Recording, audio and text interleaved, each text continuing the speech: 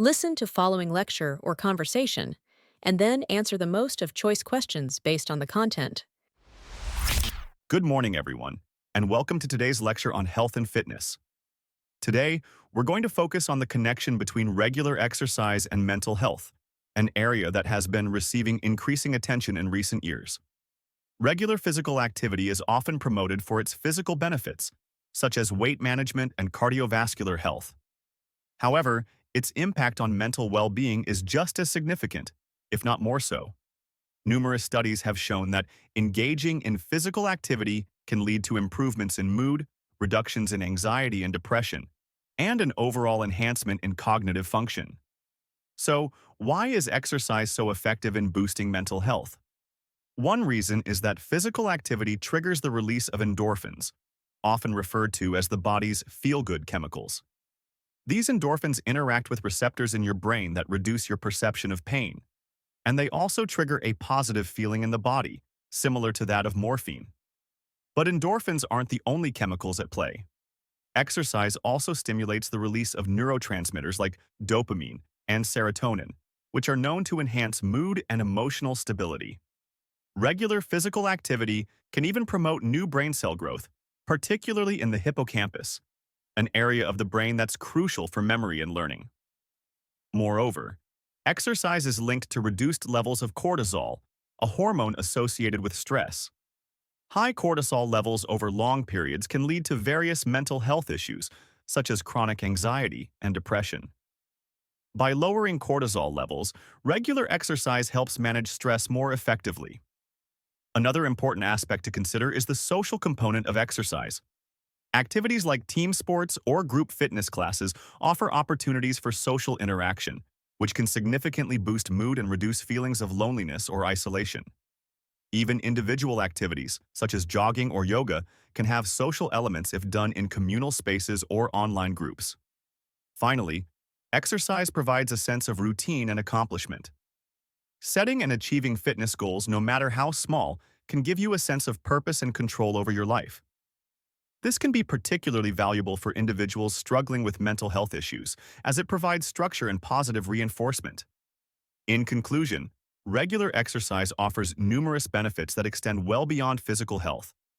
By incorporating consistent physical activity into your routine, you can not only improve your body's strength and endurance but also support your mental well-being. Whether it's a brisk walk, a yoga session, or a game of soccer with friends, making exercise a regular part of your life can lead to a healthier, happier you. Thank you for your attention. I encourage you all to find a form of exercise that you enjoy and make it a part of your daily routine. What is the main focus of the lecture?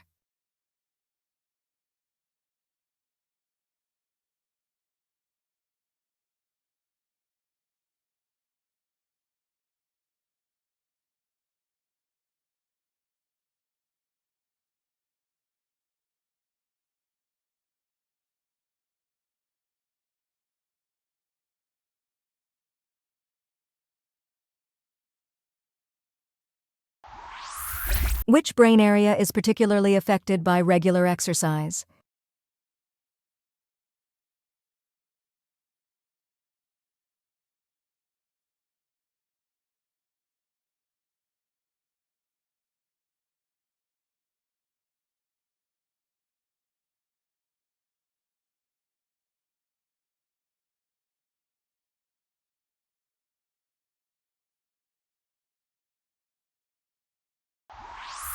What can be inferred about cortisol from the lecture?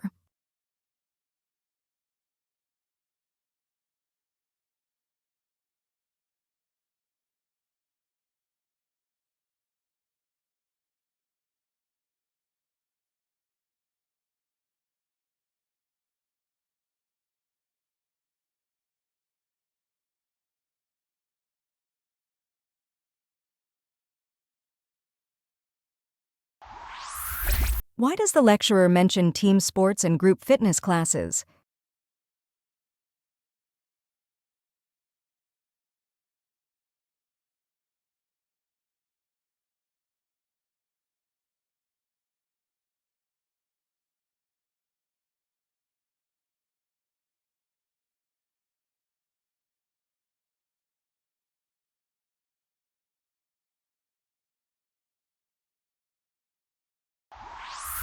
What does the word endorphins most closely mean as used in the lecture?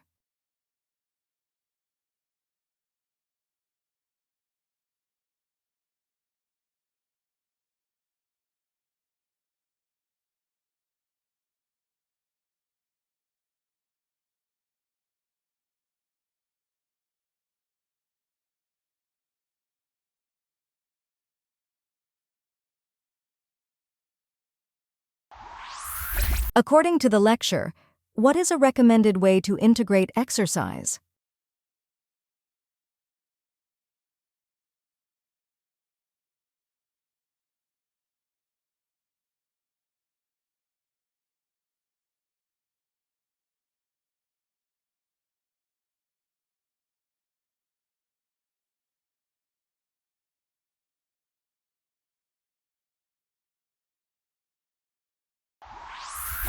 How does the lecturer view the role of exercise in mental health?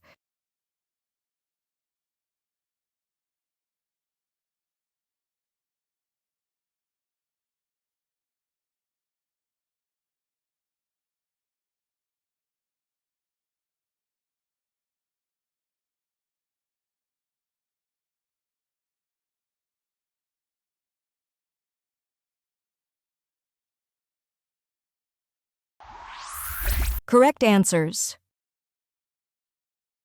If you enjoyed this video, make sure to hit the subscribe button and ring the bell icon so you never miss an update. Thanks for watching.